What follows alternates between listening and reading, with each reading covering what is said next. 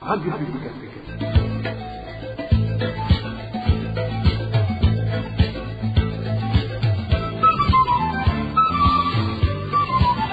Radio Publique Africaine.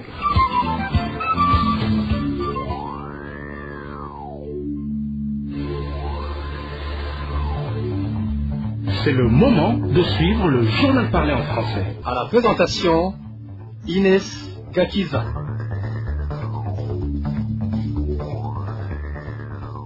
Vendredi 27 octobre 2023, merci d'avoir choisi la RPA. Bonsoir et bienvenue à ce journal dont voici le sommaire.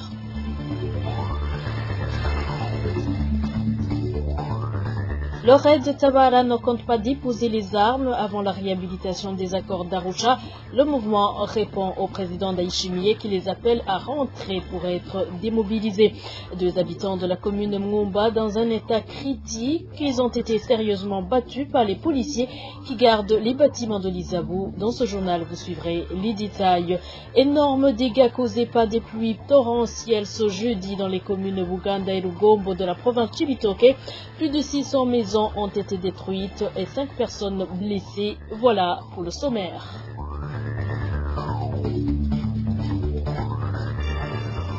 Encore une fois, bonsoir et bienvenue. Commençons par la page politique. Je viens de vous le dire.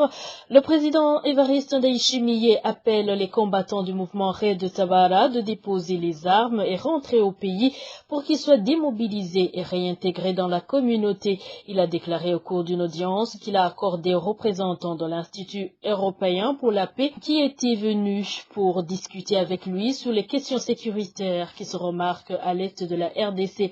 Évariste Ndayishimiye a déclaré aussi être prêt d'envoyer des émissaires pour tranquilliser les combattants du mouvement Raid de Tabara qui auraient des inquiétudes, mais que ceux qui ont commis des crimes au Burundi doivent être poursuivis par la justice. Suivez la porte-parole du bureau de la présidence du Burundi, Rosine Gatoni. Elle s'est exprimée devant les journalistes après la dite audience.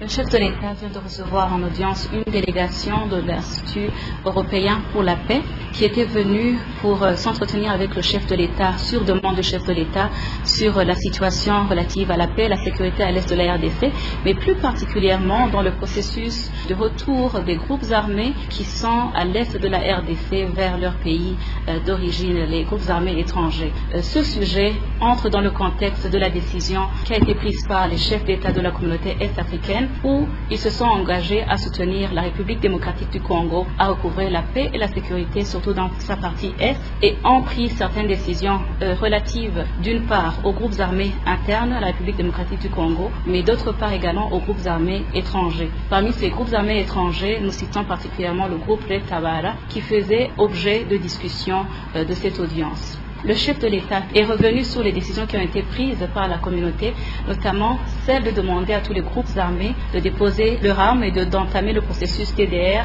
afin qu'ils soient réintégrés dans la communauté. À cet effet, il a encore lancé un appel et a ouvert les portes au groupe Raid Tabara afin que ces Burundais qui sont éparpillés puissent rentrer au bercail. Il s'est également exprimé en tant que chef d'État burundais. Il a adressé un message aux invités pour qu'ils fassent tout ce qui est en leur pouvoir pour aider ces enfants de la nation qui sont à l'extérieur de rentrer et venir contribuer au développement du pays. Le Burundi ouvre ses portes et est prêt à les accueillir afin qu'ils puissent vaquer à leurs occupations dans des conditions qui leur sont favorables. Parmi les membres du groupe Raid Tabara, il n'est pas ignoré également qu'il y a ceux qui sont poursuivis par la justice suite aux actes qu'ils ont pu causer ici au Burundi. À cela, le chef de l'État également leur lance un appel de rentrer au Burundi et se rendre à la justice pour que la justice également puisse faire sa part des choses, car il n'y a pas de belligérance avec ce groupe armé et donc ils n'ont qu'à suivre les décisions qui ont été prises et dans le cadre de la communauté est-africaine, mais également l'appel du père de la nation. Le chef de l'État s'est dit également engagé à envoyer, s'il le faut, une équipe pour leur expliquer que le Burundi est prêt à les recevoir et créer une atmosphère de confiance, qu'ils puissent sentir que le Burundi est toujours leur patrie et a les bras ouverts pour les accueillir. Et du côté du mouvement Red Tabara, il balaie d'un revers de la main cet appel lancé par le numéro 1 burundais. Dans un communiqué que ce mouvement a sorti ce vendredi, il indique que la seule chose qui puisse les pousser à déposer les armes est le fait que les accords d'Arusha soient rétablis. Pour Patrick Nahimana, le porte-parole militaire du mouvement de la résistance pour un état de droit Red Tabara, l'appel lancé par le président Ndayishimiye semble démontrer qu'il veut mettre de côté leurs revendications. Comme on l'a indiqué dans notre communiqué de ce 27 octobre, nous avions dit que ce n'est pas ce programme de démobilisation et de réintégration qui nous poussera à rentrer au pays. Nous avons bien dit que nous ne déposerons jamais les armes si notre objectif n'est pas atteint. Ce programme de démobilisation dont le président parle démontre qu'il veut minimiser la question épineuse qui nous a poussé à prendre les armes. Nous n'intégrerons jamais ce programme de démobilisation car nous avons pris les armes pour revendiquer la réhabilitation des accords d'Arusha violés au grand jour par le régime CNDD-FDD au vu de tous les Burundais et la communauté internationale. Donc, nous dire de retourner au pays à travers le programme de démobilisation, c'est quasiment impossible. En ce qui est de ce qui nous pousserait à rentrer au pays, je tiens d'abord à dire que notre mouvement soutient une voie de sortie de crise par négociation ou dialogue politique sans que le sang ne soit versé. Ce qui ferait donc l'objet de ces négociations, c'est l'organisation des élections inclusives et transparentes afin que chaque citoyen burundais élise un dirigeant qui lui souhaite des élections organisées dans le respect des accords d'Arusha. C'est cela que nous avions toujours demandé depuis longtemps pour qu'on dépose les armes, que nous tous burundais nous nous rassemblions et négocions sur des solutions aux problèmes. C'était Patrick Nahimana, le porte-parole militaire du mouvement Red Tabara. Le gouvernement du Burundi est en train d'exercer une pression sur l'espace public, les partis politiques et les organisations de la société civile et les médias. Cette pression s'accroît de plus en plus au fur et à mesure que les élections de 2025 approchent. C'est le constat du rapporteur spécial des Nations Unies sur la situation des droits de l'homme au Burundi.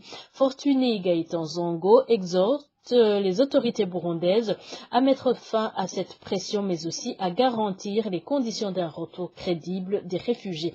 Le point avec Marie-Ange Irakodze. Le fait le plus récent qui a alerté Fortuné Gaëtan Zongo est l'arrestation de la détention le 18 octobre du président du parti politique Kodebu Iragiya Ndadaye. Kefa Niwidi était accusé de porter atteinte à la sécurité intérieure de l'État à la suite d'un message posté sur son compte Twitter, rappelle Fortuné Gaëtan Zongo. Bien qu'il ait bénéficié d'une libération provisoire le 21 octobre, a déclaré Fortuné Gaëtan Zongo dans une conférence de presse animée le 25 octobre à Ottawa, au Canada, s'est fait témoignage du risque de représailles et de restrictions à la liberté d'expression, en l'occurrence en ces périodes où le Burundi se rapproche des élections législatives et communales de 2025. Le rapporteur spécial sur la situation des droits de l'homme au Burundi avait par ailleurs rappelé que le Congrès national pour la liberté, le CNL, l'un des principaux partis d'opposition, est suspendu depuis plusieurs mois. La protection des voix indépendantes, a déclaré Zongo, est plus vitale que jamais pour garantir un espace démocratique viable permettant de critiquer les questions de gouvernance sans risque de représailles.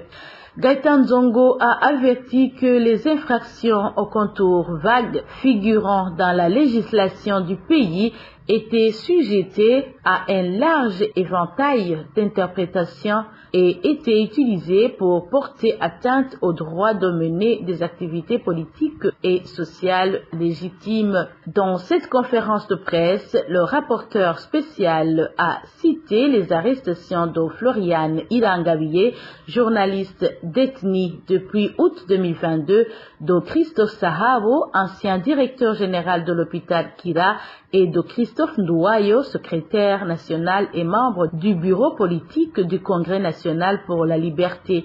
L'acharnement du Burundi à poursuivre les défenseurs des droits de l'homme contrevient aux obligations internationales du pays en matière de droits de l'homme et ne répond pas à l'attente de respecter les normes les plus élevées en matière de promotion et de protection des droits de l'homme en sa qualité de membre du Conseil des droits de l'homme, a déclaré Zongo.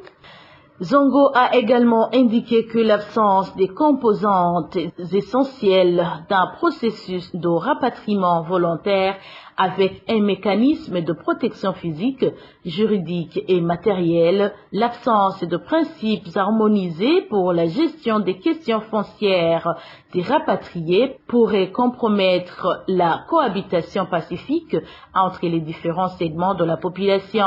Il a ajouté que le pays doit redoubler d'efforts pour promouvoir la réconciliation nationale, la cohésion sociale, la paix et le développement durable. Le pays se prive de ressources humaines en maintenant une partie de sa population en exil, a-t-il conclu. 2 personnes sont dans un état critique après avoir été passées à tabac ce mercredi par les policiers qui gardent les bâtiments de l'Isabou sur la colline Gitasi de la commune de Mwumba en province Ngozi. Ces personnes auraient pris l'herbe sèche sur les lieux pour leurs étables. Elvis Nyomongeri. Ces 2 personnes qui ont été grièvement blessées sont Rodrigue Ngundimana et le surnommé Gisizwi. Nos sources sur la colline Gitasi indiquent qu'ils ont été passés à tabac lorsqu'ils rassemblaient des herbes sèches dans les shadows de l'Institut Isabou pour les mettre dans les étables. Ils ont été attrapés par les policiers assurant la garde de Dudu, Institut, et les autres sérieusement battus, zéro sont témoins. Ces hommes qui ont été battus sont natifs de la sous-colline Tubindi de la colline Kinyana en commune Ngozi. Ils ont été sérieusement passés à tabac par des policiers qui assurent la sécurité de l'Isabou. Ils essayaient de prendre des herbes sèches dans les champs de l'Isabou pour leurs étables. C'était des herbes sur lesquelles les vaches allaient se reposer. Nos sources font savoir que les victimes de cette bastonnade sont dans un état critique et personne ne les a dépêchés à l'hôpital. Ils ont reçu beaucoup de coups de bâton et sont gravement malades là où ils sont. Le surnommé Gisizui, lui, va très mal au niveau des reins car il ne peut même pas bouger. Son cerveau serait même touché car ce qu'il dit, ce n'est pas du tout normal. Les témoins disent aussi que ces policiers ont exigé une somme de 150 000 francs pour lâcher ces 2 hommes. Contacté Jeremy Manario, l'administrateur de la commune Mwumba en province Ngozi, nous a signalé qu'il n'était pas encore au courant de l'incident. Certains habitants de cette commune de Mwumba demandent que justice soit faite pour ces victimes afin que ces policiers soient punis conformément à la loi. Ils demandent également que ces malades bénéficient des soins de santé. La formation sur les valeurs d'Ubuntu constitue un facteur d'autoconstruction après une période de traumatisme et entraîne une conscience collective du vivre ensemble. C'est l'avis de Latif Rukara, un des membres fondateurs de l'Académie Ubuntu, une branche de la Maison Shalom qui s'est engagée depuis quelques années à former les réfugiés burundais du camp de Mahama sur les valeurs d'Ubuntu. Se basant sur les témoignages de ce jeudi au camp de Mahama lors de la célébration du 30e anniversaire de la Maison Shalom, Latif Rukara trouve que les réfugiés qui ont reçu cette formation ont adopté des attitudes très positives, non seulement envers eux-mêmes, mais aussi envers les autres. Pour Latif Rukara, ces formations peuvent changer positivement les relations inter-burundais, mais aussi améliorer la vie des personnes sur tout le continent africain. Suivez Latif Rukara. La première fois que j'y étais à Mahama, j'ai eu mal au cœur. Mais heureusement, Mahama a beaucoup changé.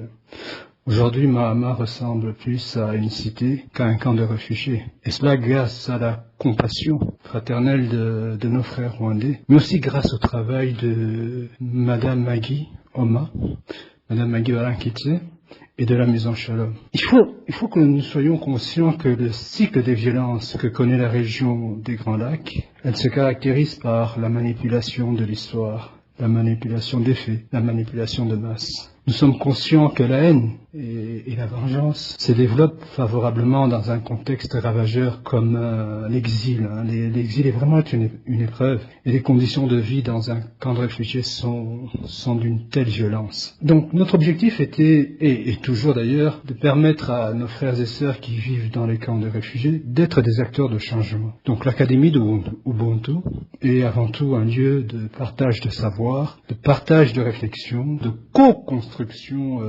intellectuelle, sociale et citoyenne. Avant de parler de sentiments, j'aimerais plutôt parler de faits concrets et palpables. Les faits concrets, on a pu le voir à la commémoration des 30 ans de la Maison Shalom. On a pu le voir très clairement que lorsque vous faites le bien rayonne et cela profite à la communauté des réfugiés et même à l'ensemble de l'humanité. Les 30 ans de la Maison Shalom ont été pour nous, en tout cas pour l'Académie, une occasion de décerner des certificats à 8 réfugiés, des certificats de formateurs de terrain. Ce sont 8 réfugiés qui ont suivi l'ensemble des formations que nous avions déjà données auparavant, mais cette fois-ci, ces formations-là ont été ponctuées par une formation où ils mettaient en pratique, en tout cas, la préparation avec nos formateurs de cours sur l'éducation Ubuntu et un cours sur l'inclusion sociale basée sur le genre. Et il y a eu vraiment un accompagnement pour leur permettre de devenir aujourd'hui des formateurs de terrain. Donc ils sont à présent des formateurs, animateurs de terrain. Vous savez, il est très important de jouer la carte de la proximité, la carte de l'inclusion, car le travail de proximité et l'approche communautaire, elle est au cœur de toute stratégie de changement. Soyons pragmatiques, l'avancée des uns et des autres, elle ne pourra jamais se faire au même rythme. Donc de manière générale, les apprenants de l'Académie ont aujourd'hui adopté une posture plus dynamique et plus résiliente. Dans ce processus, les notions d'Ubuntu tiennent une place essentielle, car elles permettent de développer des attitudes pour agir avec compétence et compassion. Les formations d'Ubuntu servent de cheminement vers une meilleure capacité de rebondir après un traumatisme ou un cumul de traumatismes. Elles conduisent à positiver le regard sur autrui, mais également sur soi. Parce que il est clair que le fait d'être une victime n'est pas une garantie. Donc la seule chose qui peut faire la différence, c'est l'intériorisation de la culture Ubuntu. Et c'est pour cela que l'éducation Ubuntu vise à créer un environnement où une paix durable est possible dans notre sous-région et en Afrique de manière générale. Latif Loukara était au camp des réfugiés de Mahama ce jeudi. Il vit en Belgique. Plus de 5 personnes ont été blessées et plus de 600 maisons ont été endommagées par les pluies torrentielles qui se sont abattues sur les communes Buganda et Rugombo de la province Cibitoke hier soir. Actuellement, la population des localités touchées n'a pas de nourriture ni d'abri. Le point avec Danny Claire. Il a trouvé. Il s'agit de l'un des habitants de la commune de Buganda qui raconte qu'il leur est arrivé à cause des pluies torrentielles qui se sont abattues dans leur commune, causant d'énormes pertes. À part que beaucoup d'entre eux sont hospitalisés à l'hôpital de Cibitoke suite aux blessures, ces habitants font savoir qu'ils n'ont même pas de l'endroit où se loger. Ainsi, la plupart sont sans abri, comme témoigne cet habitant. Ici à Buganda, ce qui est arrivé hier était compréhensible. Il y a eu beaucoup de pluie, de même que le vent violent. Beaucoup de maisons ont été emportées et les toits se trouvent au milieu de la rue. Actuellement, les habitants ne savent plus à quel sens se vouer car ils sont devenus des sans-abri, surtout pour les locataires. La situation est devenue plus compliquée. Par exemple, ceux qui n'ont pas d'argent pour louer d'autres maisons, ils vont rester dans la rue. Même la commune Rugombo n'a pas été épargnée par ces pluies torrentielles, car la population indique qu'ils ont presque tout emporté. Et pour cela, elle demande au gouvernement de lui venir en aide et surtout de leur fournir des tôles pour leur maison. Vous comprenez que rien ne nous reste pour le moment. C'est pourquoi nous demandons au gouvernement de nous venir en aide durant cette période difficile. Nous allons vivre dans la rue, donc c'est la raison même qui nous pousse à demander au gouvernement de nous aider pour qu'on ne soit pas déstabilisé. Nos sources dans les deux communes font savoir que jusqu'à présent, la plupart des patients de l'hôpital Cibitoke sont des victimes de ces pluies torrentielles. Certains ont été blessés suite aux effondrements des maisons, d'autres par des poteaux électriques qui leur sont tombés dessus. De surcroît, depuis ce jeudi, les deux communes n'ont pas de courant électrique car les poteaux qui servaient de support des fils conducteurs sont par terre. Les mêmes informations font savoir que certaines autorités faisant partie du comité administratif de la province Cibitoke ont déjà commencé à établir des listes des victimes pour solliciter de l'aide. Hors de nos frontières pour clore cette édition, les pluies mélangées de vents violents qui se sont abattus sur la région de Lusenda, République démocratique du Congo, ont emporté pas mal de toitures des maisons des réfugiés burundais du camp de Lusenda. Le représentant des réfugiés burundais de ce camp de Lusenda a signalé que 20 familles qui ont été beaucoup plus touchées n'ont plus d'abri. Olivier Iran Dinumagende indique que cette destruction des maisons est aussi le résultat du manque de matériel.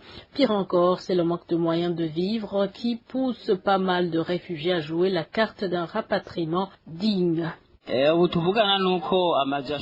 Actuellement, le nombre de maisons ayant été détruites par les vents violents ne sont pas encore connus car ça fait longtemps qu'on ne nous a pas donné de matériel pour renouveler les toitures. C'est-à-dire que le matériel de charpenterie et de couverture n'existait plus. C'est pourquoi d'ailleurs que les maisons détruites sont nombreuses. Nous avons déjà accueilli 22 familles qui nous demandent de leur trouver un endroit où elles peuvent abriter les leurs. Nous avons également demandé au HCR de tenter quelque chose au plus vite pour aider ces familles. Ces réfugiés ont manifesté la volonté de rapatriement volontaire depuis 2015, mais il y a eu un problème. Cependant, dans cette situation où on est en train de stopper les aides, des maisons s'écroulent sur eux et les malheurs les frappent. Ces réfugiés demandent qu'ils soient rapatriés dignement car, selon eux, ils ont survécu dans le camp alors qu'ils devraient également tenir en étant chez eux. Et voilà, c'est sur cette intervention du représentant des réfugiés burundais du camp de Lusenda, c'est en République démocratique du Congo, que nous mettons point final à cette édition. Merci à vous tous qui nous avez prêté une oreille attentive. Bon début de week-end à tous.